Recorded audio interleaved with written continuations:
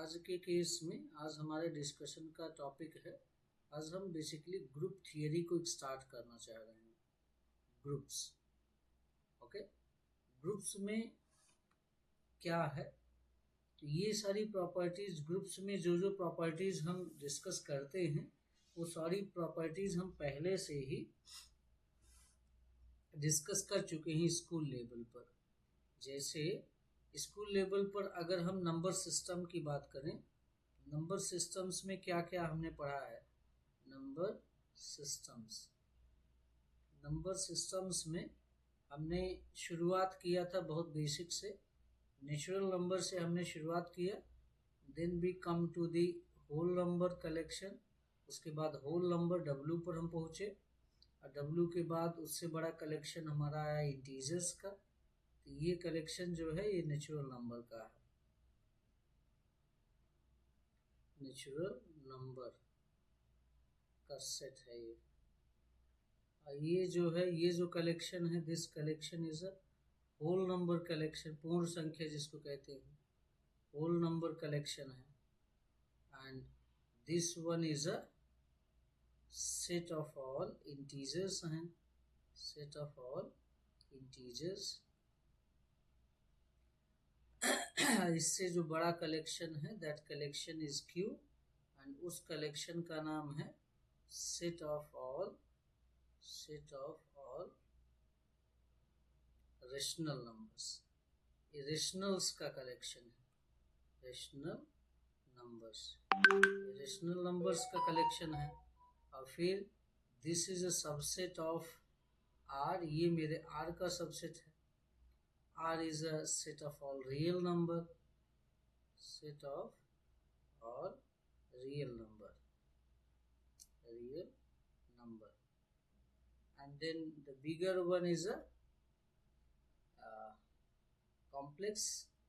So this is a set of all complex number, set of all complex numbers.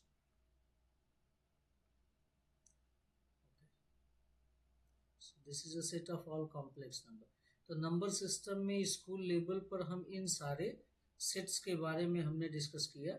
हमने natural number पढ़ा, whole number पढ़ा, Z पढ़ा, Q, are and सी, और इन सब पर हमने ऑपरेशंस भी सारे पढ़े। हमने एडिशन का ऑपरेशन पढ़ा दोनों पर, मतलब दोनों मीन्स जितने कलेक्शन हैं सभी कलेक्शंस पर पढ़ा।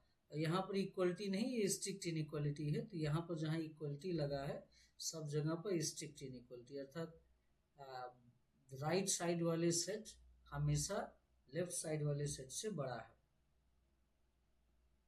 ओके, तो प्लस ऑपरेशन पढ़ा हमने, माइनस के साथ भी पढ़ा हमने, डॉट भी पढ़ा हमने, डिवीजन भी पढ़ा। ये चार एलिमेंट्री ऑपरेशंस इनको कह सकते हैं आप, चार एलिमेंट्री ऑपरेशंस भी हमने डिस्कस किया, ठीक है।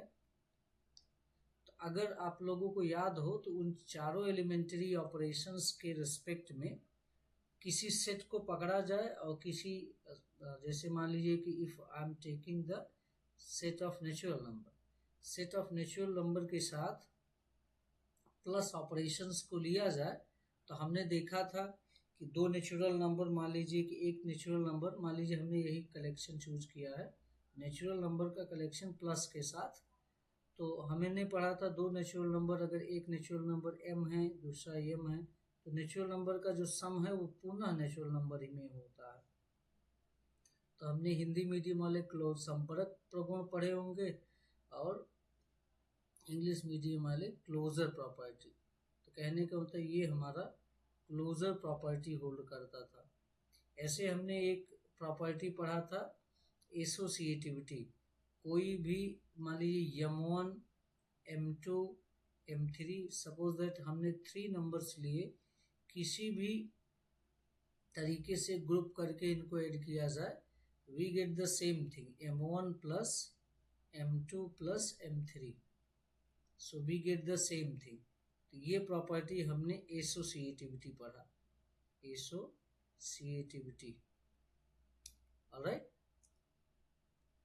इसी प्रकार से नेचुरल नंबर के केस में हमने एग्जिस्टेंस ऑफ आइडेंटिटी भी देखा, ठीक है। तो जैसे सपोज दैट कि कोई भी नेचुरल नंबर हमारा n है, उसमें किस नंबर से जोड़ा जाए तथा 0 से जोड़ दिया जाए तो ये नहीं आता है। तो ये जो 0 था इसको कहा जाता तत्समक अवयव, किसका? नेचुरल नंबर का। किसके सापेक्ष? प्लस के सापेक्ष। तो ये जो है it is a identity element, it is a identity element of n with respect to plus. Plus operation के साथ एलिमेंट्री ऑपरेशन है। तो हमने एग्जिस्टेंस ऑफ आइडेंटिटी पढ़ा, लेकिन हमने देखिए यहाँ पर हमने एक चीज लैक किया। क्या लैक किया? हमने एक बड़ी इंपॉर्टेंट सी चीज यहाँ पर लैक किया, और वो था इनवर्सेस। कोई भी नेचुरल नंबर अगर हमारे पास n है तो we can not search a natural number जिसका सम 0 आ जाए। अर्थात कोई भी नेचुरल नंबर ऐसा नहीं है जिसमें हम n में जोड़ दें 0 आ जाए, ठीक है ना। तो इसलिए यहाँ पर इनवर्सेस नहीं एग्जिस्ट कर रहे थे। तो ये वाला पोर्शन हमारा कहलाया एग्जिस्टेंस ऑफ आइडेंटिटी, इसको कहा गया एग्जिस्टेंस ऑफ आइडेंटिटी। और यहाँ पर क्योंकि कोई भी इनवर्स हमारा एग्जिस्ट कर ही नहीं रहा, there is no m such that n plus m equal to 0, यहाँ पर कहेंगे कि n has no inverse, n के पास कोई भी इनवर्स नहीं है। अर्थात यहाँ पर एग्जिस्टेंस ऑफ इनवर्सेस प्लस के रिस्पेक्ट में नहीं है। तो अब इसी लैग को पूरा करने के लिए, इसी जो ये जो कमी है इसको पूरा करने के लिए ही अपने सेट को बढ़ाया गया, इन्हांस किया गया। इन्हांस करने के बाद तब हम होल नंबर पर गए। हाँ सॉरी, अब देखिए एग्जिस्टेंस ऑफ जो आइडेंटिटी है ये भी नेचुरल नंबर में नहीं था। मैं थोड़ा सा गलत बोल गया, आप लोग ध्यान भी नहीं दिए कि होल, क्योंकि नेचुरल नंबर तो हमारा एक स्टार्ट होता है 1 से, काउंटिंग नंबर एक स्टार्ट विद 1 2 3 4। तो यहाँ पर देखा जाए तो एग्जिस्टेंस ऑफ आइडेंटिटी भी नहीं है। नेचुरल नंबर के केस में we don't have existence of identity, और जब आइडेंटिटी नहीं रहेगा तो इनवर्स के बारे में बात ही नहीं कर पाएंगे। तो आइडेंटिटी लाने के लिए पहला स्टेप हमने क्या किया, ये सारे कार्य हमने स्कूल लेवल पर किए हैं। हम नेचुरल नंबर से थोड़ा बढ़े ऊपर, और उसको हमने नाम दिया होल नंबर। और होल नंबर में 0 शामिल हो गया, और 0 शामिल होने से एग्जिस्टेंस ऑफ आइडेंटिटी आ गया। आइडेंटिटी आया लेकिन इनवर्स नहीं आया, तो फिर हम होल नंबर से अपने आप को थोड़ा सा अपलिफ्ट किए और हम पहुंच गए जेड में। और जेड में जैसे ही पहुंचे तब हमने देखा कि ये जो प्लस है, प्लस के रिस्पेक्ट में ये 4 प्रॉपर्टी होल्ड कर रहा है। वो प्रॉपर्टी थी पहली closure, closure property holds. Second property is associative, associative property hold करता है। और थर्ड हमारा है existence of identity, existence of identity hold कर रहा था उस केस में। तो सारी प्रॉपर्टीज का मीनिंग, मैथमेटिकल मीनिंग समझना बहुत जरूरी है। Existence of inverses, existence of inverses, ये चारों प्रॉपर्टी होल्ड कर रहा था। इन्हीं, क्योंकि जेड हमारा प्रोटोटाइप है सभी ग्रुप का, क्योंकि यहीं से हमारी स्टडी बेसिकली प्रारंभ ही हुई थी। तो इसी सारी प्रॉपर्टीज को ध्यान में रख करके, तो जो काम इंटीजर्स का कलेक्शन प्लस के साथ कर रहा है, यही अब्स्ट्रैक्शन इसका किया गया, अर्थात जनरलाइज कर दिया गया कि क्या किसी सेट पर ऐसा संभव है। तब वहां पर इसी को जनरलाइज करके ग्रुप की डेफिनेशन जनरल फॉर्म में दी गई। उसमें कहा गया कि अगर if G is a non empty set, G कोई जो क्या है, नॉन एम्प्टी सेट है, ये एम्प्टी नहीं है, नॉन एम्प्टी सेट, और डॉट जो है, dot is a operation it is a operation on G. ये जी पर ऑपरेशन है और इसको बेसिकली ऑपरेशन जस्ट ना बोलकर it is a binary operation. तो बाइनरी ऑपरेशन का मतलब हुआ कि क्लोजर प्रॉपर्टी होल्ड करता है। तो डॉट का मीनिंग हुआ कि ये बेसिकली मैपिंग है from G cross G to G. तो इसका मीनिंग है कि जब डॉट जो है किसी ए कॉमा बी पर लगेगा तो whatever you get A dot B जो भी मिलेगा वो हमारे जी में जाएगा। ए कॉमा, क्योंकि आपको लास्ट टाइम कार्टेशियन प्रोडक्ट करना बता दिया गया था कि अगर हमको ए क्रॉस बी ये निकालना है, Cartesian product of A cross B, तो जो इसके एलिमेंट्स आते हैं वो ए कॉमा बी टाइप के होते हैं, such that small A in capital A and small B is in capital B. तो यही डेफिनेशन है। तो जी क्रॉस जी में भी दोनों एलिमेंट जी के रहेंगे, अर्थात ए भी जी में जाएगा, बी में जी, बी भी जी में जाएगा, तो ए इंटू बी भी जी में होना चाहिए। तो जी कोई नॉन एम्पटी सेट हो, जी कोई नॉन एम्पटी सेट हो और उस पर कोई बाइनरी ऑपरेशन डिफाइन करे, तो हम जी को इस ऑपरेशन डॉट के साथ is said to be group, is said to be group, इसको हम ग्रुप कहेंगे, is said to be group if it satisfies, if it satisfies following condition। Okay, और कौन कौन सी कंडीशन सेटिस्फाई करता है, let us check. Following, if it satisfies following condition. तो देखते हैं कौन सी प्रॉपर्टी सेटिस्फाई करेगा। पहली प्रॉपर्टी है, क्योंकि बाइनरी ऑपरेशन हम मान कर चले हैं तो क्लोजर तो ऑटोमेटिकली होगा, अर्थात ये क्लोजर प्रॉपर्टी सेटिस्फाई करेगा। तो मैं एक बार हिंदी मतलब वर्ड्स में लिख देता हूँ और फिर मैथमेटिकल मीनिंग आपको बता देता हूँ कि क्लोजर प्रॉपर्टी का मैथमेटिकल मीनिंग क्या है। अगर हम कहते हैं क्लोजर प्रॉपर्टी होल्ड करता है, इसका मतलब है कि ए डॉट बी हमेशा जी में होगा for all a comma b belongs to G. ये मैथमेटिकल मीनिंग आप समझे रहिए हमेशा। मैंने कहने का मीनिंग जी का कोई भी दो एलिमेंट मैं रेज लेता हूँ तो उन पर जब भी उनको जब ऑपरेट करूंगा तो वो फिर से जी का एलिमेंट आना चाहिए। यही क्लोजर प्रॉपर्टी का मीनिंग है। और ये इंपॉर्टेंट चीज है कि it should be true for every a and b in G, मतलब ए और बी कोई भी जी में से लिया जाए सबके लिए ट्रू होना चाहिए। ऐसा नहीं किसी पर्टिकुलर जोड़े के लिए ट्रू हो, सभी के लिए ट्रू होना चाहिए। सो that is the important thing, ये क्रिटिकली इम्पॉर्टेंट है, ठीक है।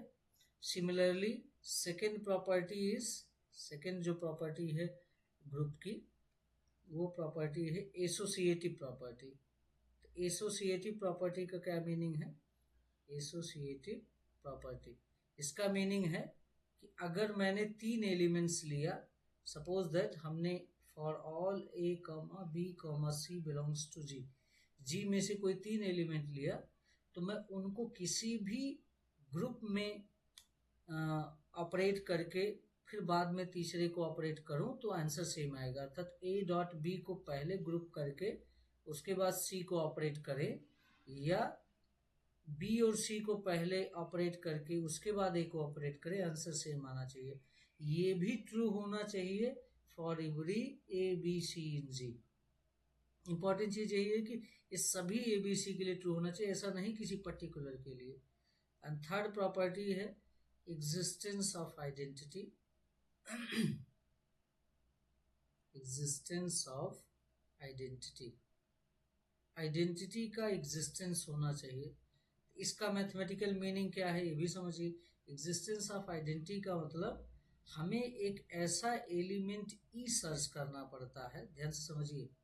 एक ऐसा एलिमेंट ई सर्च करिए, चाहे ई ए निकालिए चाहे ए ई निकालिए, ये हमेशा ए के बराबर हो फॉर ऑल ए, ओके, चाहे ई ए निकालिए चाहे ए ई निकालिए, for all a belongs to जी।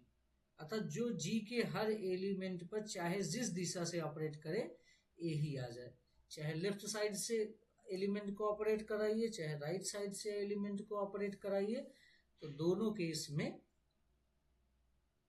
ए आना चाहिए। हाँ, एक वर्ड बहुत फेमस तो नहीं है। लेफ्ट साइड वाला जो आइडेंटिटी है इसको लेफ्ट आइडेंटिटी कहते हैं, राइट साइड वाले आइडेंटिटी को राइट आइडेंटिटी कहते हैं, लेकिन वास्तव में लेफ्ट आइडेंटिटी राइट आइडेंटिटी बराबर होती है, इसीलिए इसको जस्ट आइडेंटिटी वर्ड ही इस्तेमाल किया जाता है। Okay, identity of a group is always unique. किसी ग्रुप की जो आइडेंटिटी है वो हमेशा यूनिक होता है। सो दैट इज वाई आपको यहाँ पर कोई वो नहीं होना चाहिए confusion. Okay, so come to the next page. What about fourth one? Fourth one is existence of inverses. तो ऊपर वाली प्रॉपर्टी हमें लगता है शायद आप समझ गए होंगे। आपको केवल यही ई का एग्जिस्टेंस आपको दिखाना है कि there exist E such that this holds, अर्थात एक ई ऐसा एग्जिस्ट करता है, एक ही ई आपको एग्जिस्ट कराना है सच दैट, यहाँ हम ब्रैकेट में लिख भी दे, such that e a equal to a hold करता है। एग्जिस्टेंस ऑफ आइडेंटिटी क्या कहता है कि मैं for every A in ji, G में से मैं कोई भी ए लूं, okay, whatever a we choose from G, हमें सर्च करना है उसके लिए there exist a b in G, b में एक हमारे जी में एग्जिस्ट कर जाता है, सच दैट कि जो ए डॉट बी है that is equal to identity is equal to B dot A. तो यहाँ पर देखिए ये राइट साइड में बी है तो इसको राइट इनवर्स बोला जाएगा, ये लेफ्ट साइड में ए के है तो इसको लेफ्ट इनवर्स बोला जाएगा। बट अगर left inverse right inverse exist करे तो दोनों सेम होते हैं, इसलिए उनके लिए एक ही वर्ड है इनवर्स। तो इसीलिए मैं अलग अलग नाम इस्तेमाल बार बार नहीं करूंगा कि ये लेफ्ट इनवर्स है राइट इनवर्स है। ग्रुप के केस में ये हमेशा होल्ड करता है left inverse as well as right inverse. अगर इनवर्स एग्जिस्ट करेगा तो दोनों जो है सेम होंगे, लेफ्ट इनवर्स भी सेम होगा, राइट इनवर्स भी सेम होगा। तो कहने का ये क्या कह रहा है, ये कहना चाह रहा है कि मतलब जी के हर एलिमेंट ए के लिए हमारे पास बी ऐसा होना चाहिए कि ऐसा हमेशा होल्ड करे, तब उसको कहा जाता है एग्जिस्टेंस ऑफ इनवर्सेस। तो अगर कोई सेट जी इस ऑपरेशन डॉट के साथ ये चार प्रॉपर्टी होल्ड करता है, then we say that G is a group, G is a group, G is a group with respect to dot, इस डॉट के रिस्पेक्ट में ये ग्रुप है। अब इंपॉर्टेंट चीज है कि ये डॉट बेसिकली है क्या चीज। डॉट कुछ भी हो सकता है, ये यूजुअल मल्टीप्लिकेशन भी हो सकता है, यूजुअल एडिशन भी हो सकता है, और कोई एडिशन हो सकता है, मतलब ऐसा ऑपरेशन होना है जो ये चारों प्रॉपर्टी होल्ड करे।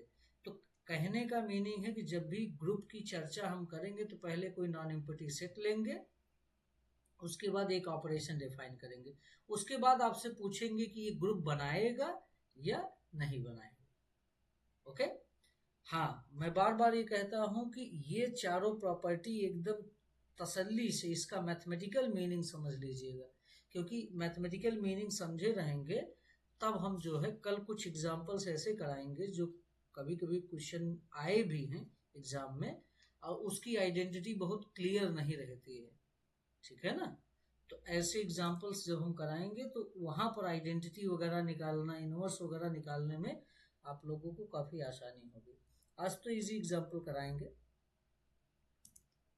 तो ये ग्रुप है। अब एक अगर एक्स्ट्रा प्रॉपर्टी अगर सेटिस्फाई कर जाए, एक एक्स्ट्रा प्रॉपर्टी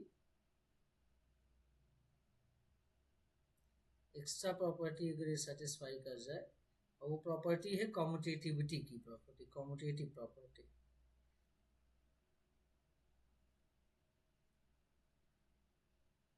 कम्यूटेटिव प्रॉपर्टी, तो अगर ये कम्यूटेटिव प्रॉपर्टी होल्ड कर गया, जिसको कहा जाए कम्यूटेटिव प्रॉपर्टी का मतलब a dot b equal to B dot a for all a comma b belongs to G, G के हर एलिमेंट ए बी के लिए अगर ये होल्ड कर जाए एक्स्ट्रा में, मतलब ये चारों होल्ड करे उसके साथ एक्स्ट्रा प्रॉपर्टी है, अगर ये पांचवी प्रॉपर्टी भी होल्ड कर जाए तो जी कॉमा डॉट को इसको कॉम्यूटेटिव ग्रुप भी कह सकते हैं अगर आप चाहें तो अलग से, it is a commutative group. या कॉम्यूटेटिव ग्रुप ना बोल करके इसके लिए एक मैथमेटिशियन एबल्स हुए, उन्हीं के नाम पर उनको ऑनर करने के लिए इसका नाम अबेलियन ग्रुप है। ओके तो अबेलियन ग्रुप बनाए। अब हम कुछ ब्यूटीफुल एग्जांपल्स देखते हैं और तब आपको कुछ काउंटर एग्जांपल्स भी देते हैं जो क्लैरिटी इमर्ज करेंगे। जैसे यूजुअल केस में अगर हमारे पास suppose that I am taking z के बारे में हमने बता ही दिया प्लस के रिस्पेक्ट में, ठीक है। और जेड में ऐसे भी देख लिया कि नेचुरल नंबर के पास आइडेंटिटी नहीं थी, होल नंबर के पास इनवर्सेस नहीं थे, इसलिए हम जेड पर आए। सपोज हमने ले लिया सपोज दैट क्यू, ठीक है, हमने क्या ले लिया क्यू। क्यू है it is a set of all rational numbers, सारे रेशनल नंबर्स का कलेक्शन मैंने ले लिया, रेशनल नंबर्स। और इसके साथ मैंने जो ऑपरेशन लिया रेशनल नंबर को जोड़ना, ये ऑपरेशन का नाम है addition of the rational number. तो रेशनल नंबर को आपने जोड़ा भी है क्लास 7th वगैरह में, addition of rational numbers, rational numbers, rational numbers को जोड़ना।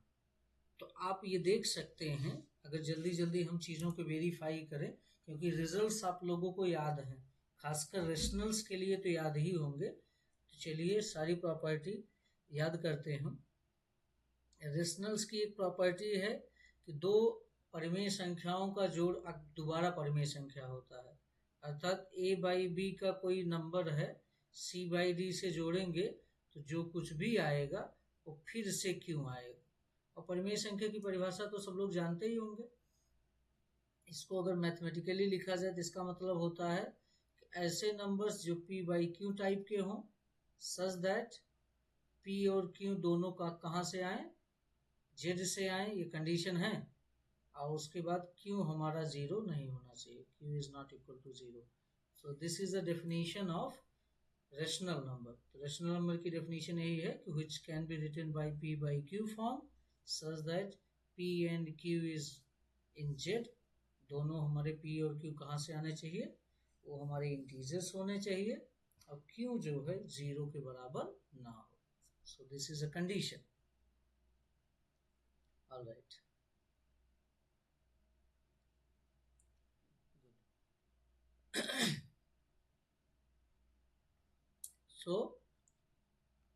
तो ये प्रॉपर्टी आपको पता है कि sum of two rational is again a rational, दो परिमेय संख्याओं का जोड़ दोबारा परिमेय संख्या है। इसका मतलब क्लोजर प्रॉपर्टी चेक करने की आवश्यकता ही नहीं है, पहले से पढ़ा गया है। तो जो चीजें पहले से की गई हैं वो आप खुद कर लीजिएगा।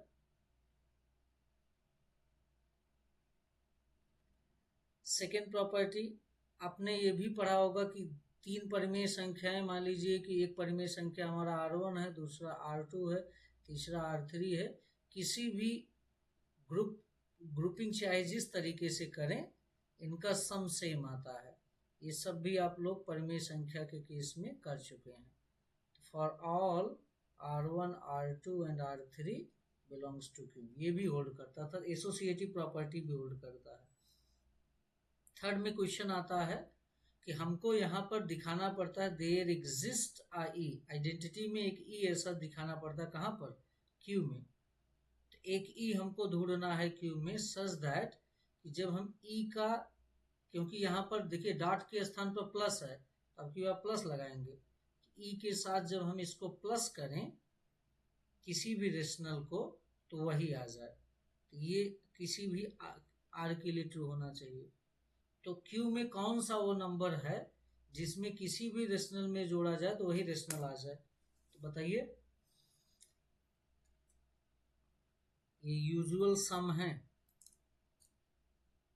तो कौन सा ई है, तो क्योंकि हमारे जीरो ना, जीरो, हाँ जीरो, क्योंकि क्यू जीरो भी हमारे क्यू में है, क्योंकि इसको भी पी P अपान Q के फॉर्म में लिखा गया, और P और Q दोनों इंटीजर हैं, Q जीरो नहीं है तो ये रेशनल में है। तो ये जीरो जो है इसका एग्जिस्टेंस ऑफ आइडेंटिटी है, यही आइडेंटिटी एलिमेंट है। इसको कहा जाएगा identity element of Q with respect to plus. Operation भी बताना जरूरी है, किसका आइडेंटिटी है, सेट का आइडेंटिटी, किसके रिस्पेक्ट में, ऑपरेशन बताना बहुत इसेंशियल है, ये ध्यान में रखिएगा। इनवर्सेस में आइए। इनवर्सेस देखिए, इनवर्सेस की बात कभी भी आइडेंटिटी से पहले नहीं करनी चाहिए, क्योंकि अगर आइडेंटिटी ही नहीं है तो इनवर्सेस की चर्चा ही नहीं की जा सकती। क्योंकि डेफिनेशन इसकी क्या है कि किसी भी ए जी के किसी भी एलिमेंट ए से मैं शुरुआत करूं, अर्थात क्यू के एलिमेंट से, हमको एक ऐसा एलिमेंट खोजना है कि जीरो आ जाए। तो ए में क्या ऐसा जोड़ दें कि जीरो आ जाए, क्योंकि आइडेंटिटी जीरो है तो यहाँ आइडेंटिटी लिखना होता है। तो आइडेंटिटी जब जीरो हमने निकाल दिया है तो क्या लिखा जाए बताइए, माइनस ए, तो उस केस में जीरो आ जाएगा। और वास्तव में अगर ए हमारे क्यू में है तो ये भी इंपॉर्टेंट चीज है कि जो आए वो क्यू में होना चाहिए, तो ये भी जो है आइडेंटिटी मतलब क्यू में चला जाएगा, माइनस ए भी क्यू में चला जाएगा। अगर ए रेशनल है तो माइनस ए भी रेशनल ही होगा। और ना केवल यही प्रॉपर्टी सेटिस्फाई करता बल्कि फिफ्थ प्रॉपर्टी भी सेटिस्फाई करता है। दो रेशनल को किसी भी ऑर्डर में ऐड किया जाए, ये सब बेसिक रिजल्ट हैं, आप लोग पहले पढ़ चुके हैं, so that is why I am in hurry. तो कॉम्यूटेटिव प्रॉपर्टी भी डन हो गया। तो यहां से क्या कंक्लूजन आया, यहां से कंक्लूजन ये आया कि ये जो from here we got a conclusion, यहां से हमको कंक्लूजन मिला कि कोई भी Q जो है प्लस के साथ क्या बनाता है, it is a abelian group, क्योंकि ये पांचों प्रॉपर्टी होल्ड कर रहा है। लेकिन यही ऑपरेशन केवल बदल देखिए यहाँ पर ऑपरेशन का कितना महत्व है। यहाँ पर जो है Q प्लस के रिस्पेक्ट में अबेलियन ग्रुप बना रहा है, सारी प्रॉपर्टी होल्ड कर रहा है। लेकिन अगर यही हम आपसे Q ले ले और Q के साथ ऑपरेशन को डॉट ले ले, डॉट, अब यहाँ पर जो डॉट है मैं बता दूं ये हमारा यूजुअल मल्टीप्लिकेशन है। अब एक शब्द से आप लोगों को परिचित हो जाना है, यूजुअल मल्टीप्लिकेशन क्या है, यूजुअल एडिशन क्या है। यहाँ पर ये क्या था, यूजुअल एडिशन था।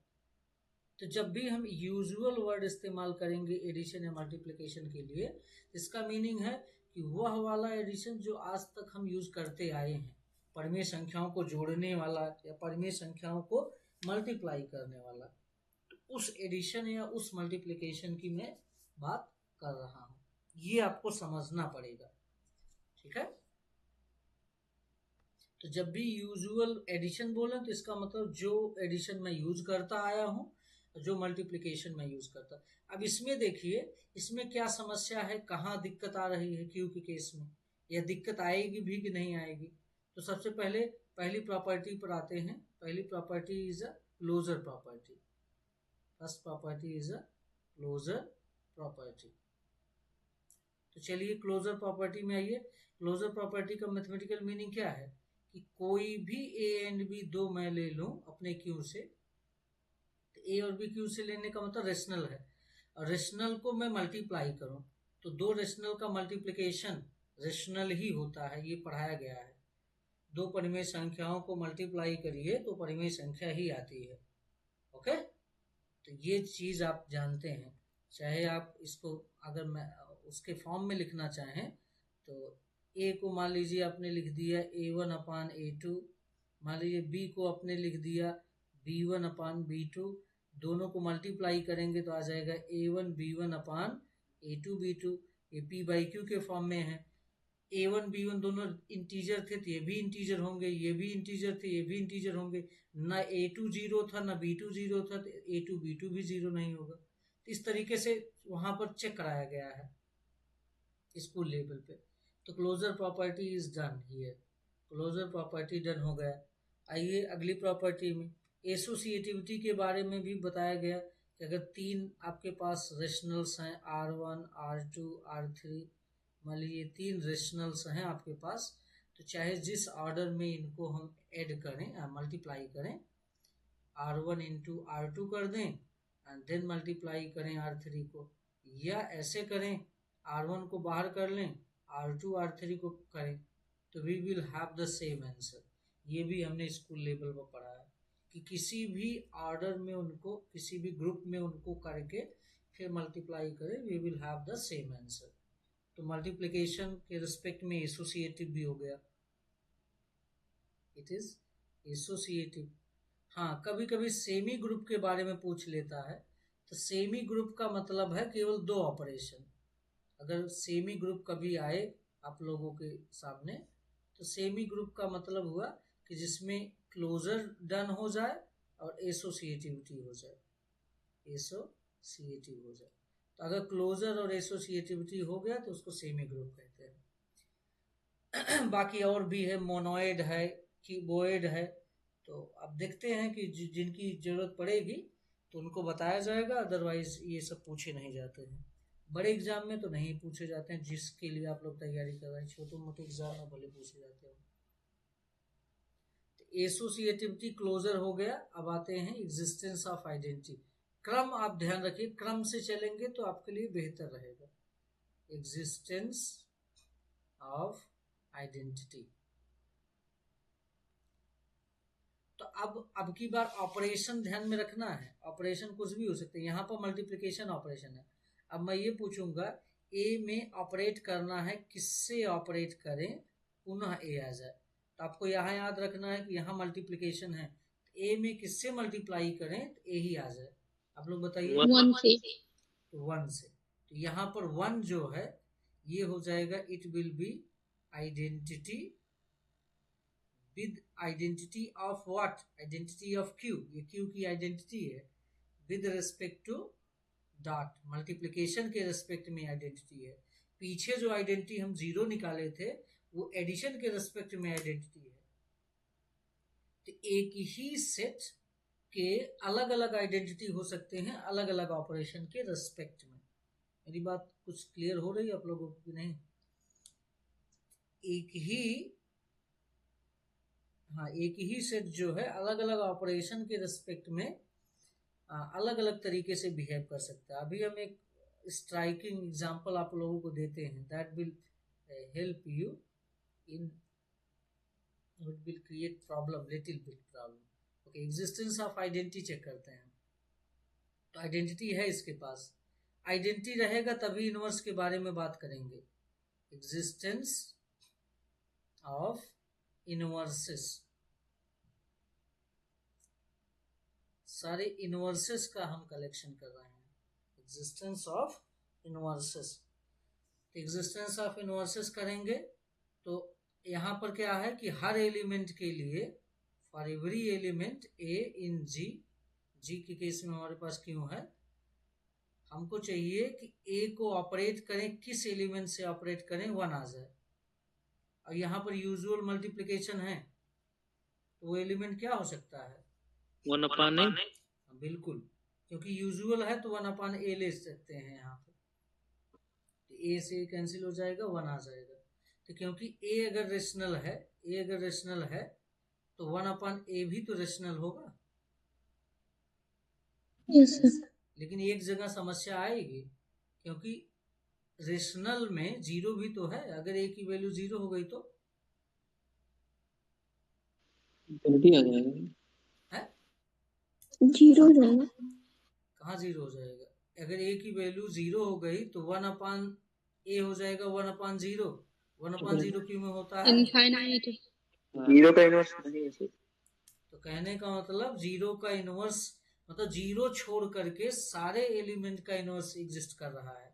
एक समस्या ये आ रही है। तो यहाँ पर एक मैनिपुलेशन करेंगे कि जब ए 0 ना हो तब के लिए एग्जिस्ट कर रहा है। लेकिन एग्जिस्टेंस ऑफ इनवर्सेस में तो आपको चाहिए कि सारे एलिमेंट का इनवर्स एग्जिस्ट करे, यही ना? एग्जिस्टेंस ऑफ इनवर्सेस में हर एलिमेंट का इनवर्स चाहिए। यहाँ जीरो का एग्जिस्ट नहीं कर रहा, इसका मतलब एक ग्रुप नहीं बनाया।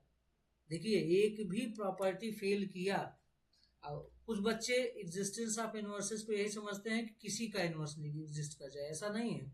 उसके प्रत्येक एलिमेंट का इनवर्स एग्जिस्ट करना चाहिए, चाहे वो जीरो हो चाहे जो हो। इसका मतलब यहाँ पर एक क्लेम बताएंगे कि zero does not have inverse in Q with respect to dot. ये करेक्ट स्टेटमेंट यही है। आपको इतना लिखना पड़ेगा कि जो जीरो है वह इनवर्स नहीं रखता है क्यू में विद रिस्पेक्ट टू डॉट।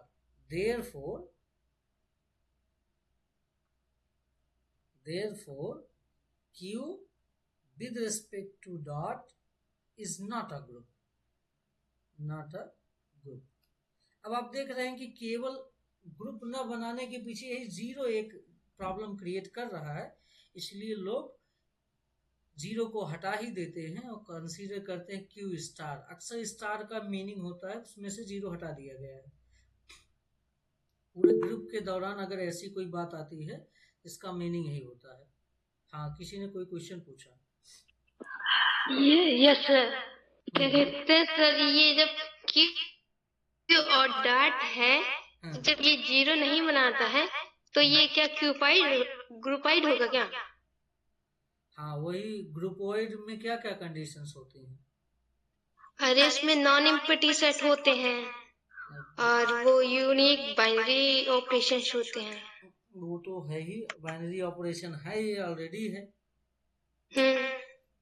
इसमें नॉन एम्प्टी सेट होते हैं, मतलब एम्प्टी नहीं होता है। ये भी, ये तो क्यू तो एम्प्टी, क्यू कहाँ एम्प्टी है? सेट के बारे में बात करो ना, क्यू तो एम्प्टी है नहीं। हम ये पूछ रहे हैं कि जैसे हमें भी सेमी ग्रुप बताया, सेमी ग्रुप में 4 कंडीशन सेटिस्फाई करना होता है। हाँ, सेमी ग्रुप में 4 कंडीशंस होती हैं। Yes sir. तो ग्रुपॉइड में कितना कंडीशन सेटिस्फाई करना होता है? सर ग्रुपॉइड में तो क्या कहते हैं, सिर्फ ओनली अबिलियन हाँ अबिलियन हो। अबिलियन नहीं, बाइनरी ऑपरेशन केवल।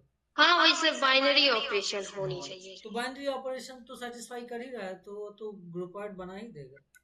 तो जो आप यहाँ पे कह रहे हैं ये ग्रुप नहीं है, जी कोमा डॉट, तो ये ग्रुप नहीं तो ये ग्रुपॉइड तो होगा ही।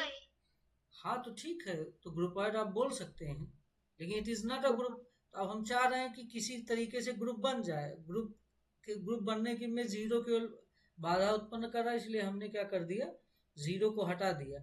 अब बन गया हमारा सेट। अब जो बन गया वो क्यू स्टार बन गया, जिसमें जीरो नहीं है, बाकी सारे रेशनल्स हैं।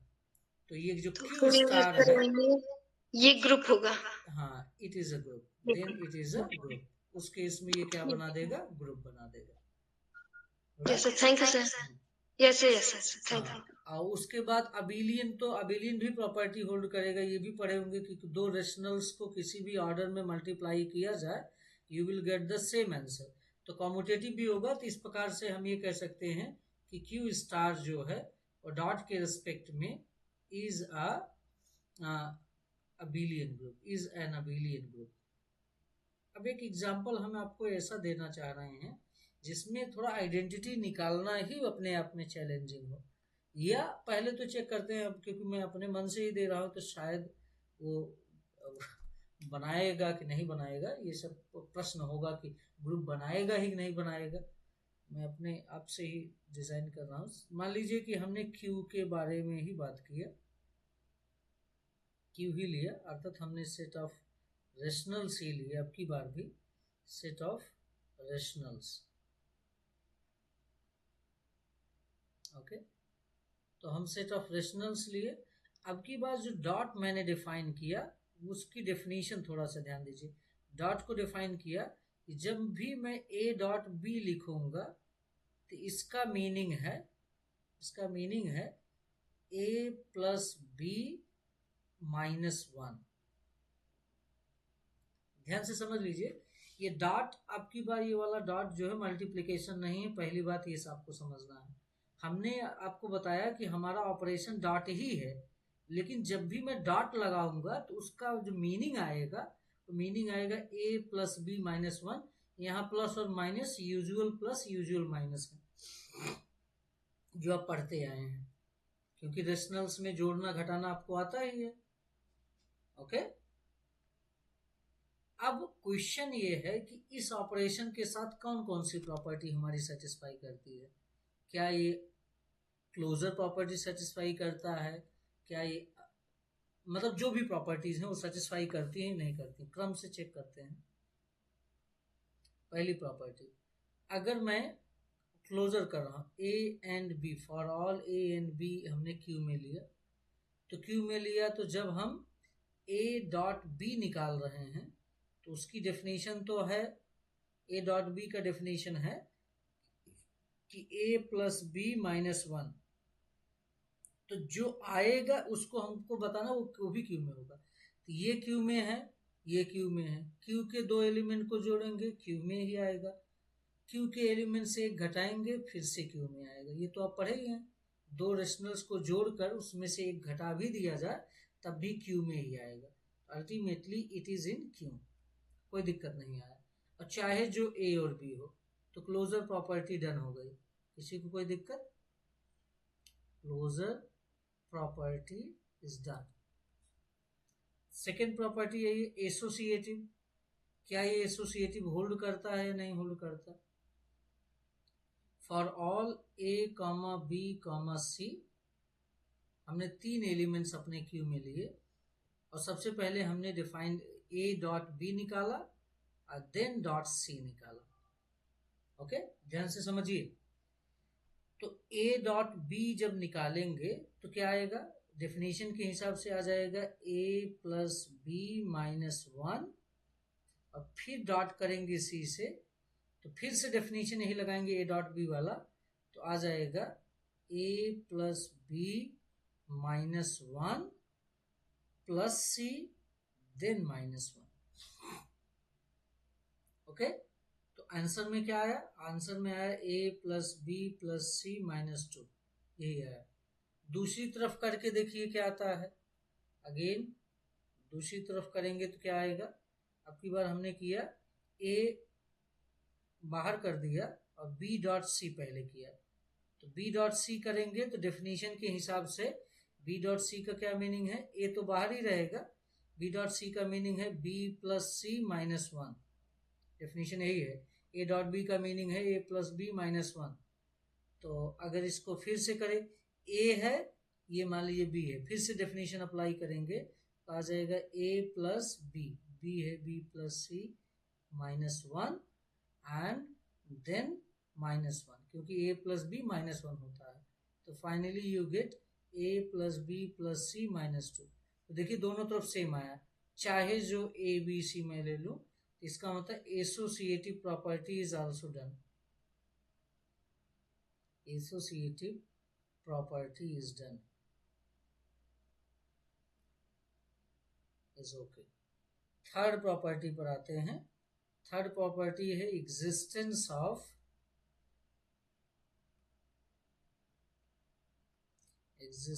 Of identity. आइडेंटिटी का एग्जिस्टेंस क्या होता है?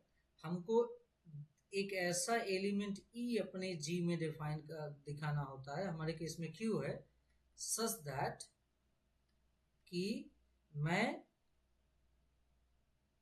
ई डॉट ए करूं तो ए ही आए for all A in Q, यही ना। अब बताइए ई डॉट ए का डेफिनेशन क्या है? डेफिनेशन के हिसाब से देखा जाए हमको यही ई तलाशना है, ई क्या होगा, और वो ई जो है क्यू में आना चाहिए। तो ई डॉट ए की डेफिनेशन क्या है बताइए? कौन सा एलिमेंट ई ले लिए? कोई बोलिए। यहां पर ये डॉट यूजुअल वाला डॉट नहीं है, यहां पर इस डॉट का मीनिंग है ए प्लस ए, ई प्लस ए माइनस 1, ये है। अब बताइए जहाँ पर बी है वहां पर ही कर दीजिए। क्या क्या? फिर से बी कहाँ है इसमें? वहां पर ही कर दीजिए। बी कहाँ है इसमें? तो जैसे ई डॉट ये है, हाँ, वहां पर जो मतलब हमको आप यही ई सर्च करना, ई क्या लिखें कि ई क्या लिख दें कि उसमें से ए डॉट करें तो ए ही आ जाए, और ये डॉट यूजुअल वाला डॉट नहीं है।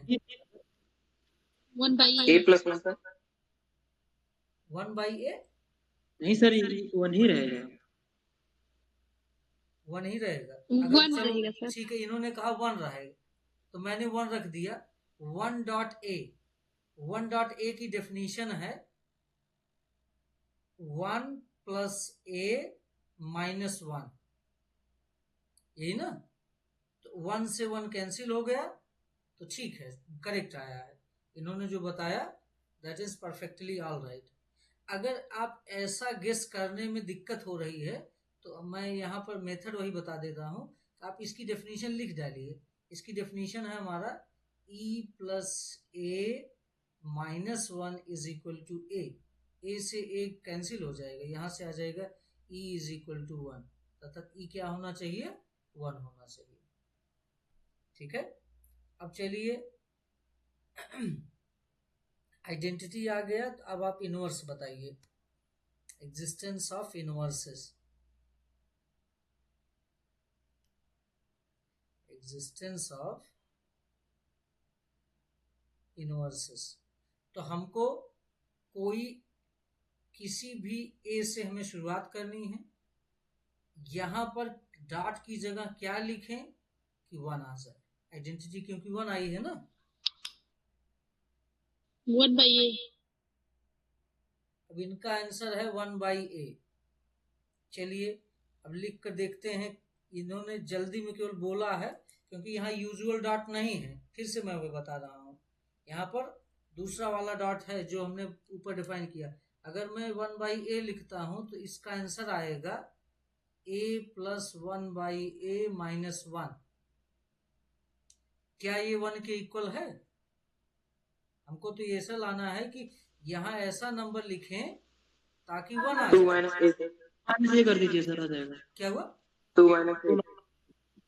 2 माइनस, ये ठीक है। अब मैं मेथड बता देता हूँ। अभी पता 2 - a कोई कह रहा है, अभी चेक करते हैं कि वास्तव में यही आएगा कि दूसरा कुछ आएगा। तो यहाँ पर मान लेते हैं कि यहाँ कोई b आता है, मान लीजिए।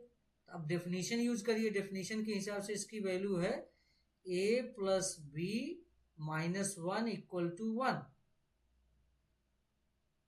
तो यहां से आ जाएगा a + b = 2। तो यहां से b की वैल्यू निकालनी है, तो b = 2 - a।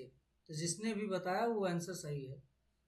तो कहने का मीनिंग है यहाँ पर जो इनवर्स आएगा a का जो इनवर्स आएगा वो 2a आएगा, 2 - a।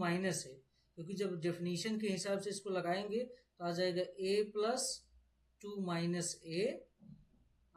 + -1 = 1। तो वास्तव में a से a कैंसिल हो जाएगा, 1 में से 1 कैंसिल हो जाएगा, तो 1 बराबर 1 आ जाएगा। ठीक है,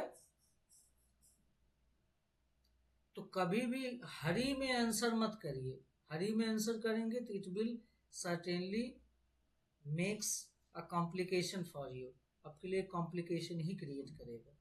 इसलिए हैव पेशेंस और थोड़ा सा आप कलम का यूज करिए। तो क्या आ गया, एग्जिस्टेंस ऑफ इनवर्सेस भी हो गए, एग्जिस्टेंस ऑफ आइडेंटिटी भी आ गया, और देखा जाए तो कम्यूटेटिविटी भी चेक कर लेते हैं। क्या a.b की डेफिनेशन है a + b - 1, इसको लिखा जा सकता है b + a - 1, इसको लिख सकते हैं b.a। तो कम्यूटेटिव प्रॉपर्टी भी होल्ड करता है। तो जो क्यू है, जो मेरा डिफाइंड ऑपरेशन है, जिसे अब देखिए एक क्यू जो कि यूजुअल डॉट के रेस्पेक्ट में ग्रुप नहीं बनाया था, लेकिन अब ये जो क्यू है, जो ऑपरेशन मैंने डिफाइन किया है, it is an abelian group. ये मेरा अबेलियन ग्रुप हो गया। सो this is a main thing of this chapter, कि जो चारों प्रॉपर्टी है, चारों का मैथमेटिकल मीनिंग आपको पता होना चाहिए। उसकी रियल डेफिनेशन अगर आपको आती है तो कभी भी ना तो इनवर्स निकालने में प्रॉब्लम होगी, और केवल अंदाजेंगे कि डॉट लगा है तो मल्टीप्लिकेशन ही होगा, तो ऐसे पर आप आंसर हमेशा गलत करेंगे। So please be careful here. Okay, एक और इंटरेस्टिंग चीज हम यहाँ बताना चाह रहे हैं।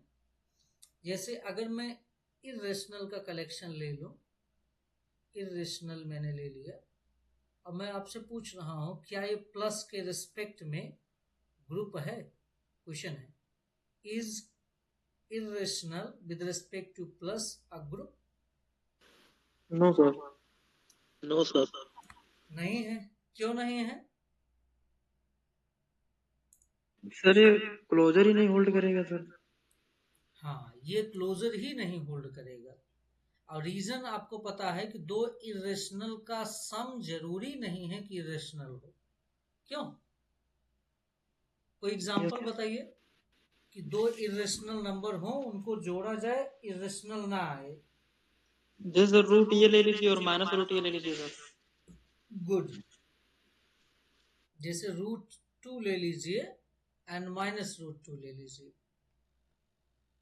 तो √2 भी इरेशनल है, -√2 भी इरेशनल है। अगर दोनों को ऐड कर दें तो 0 आ जाएगा, और 0 तो रेशनल है ही, इरेशनल है ही नहीं, ये तो रेशनल है। तो ये क्लोजर प्रॉपर्टी होल्ड नहीं करता।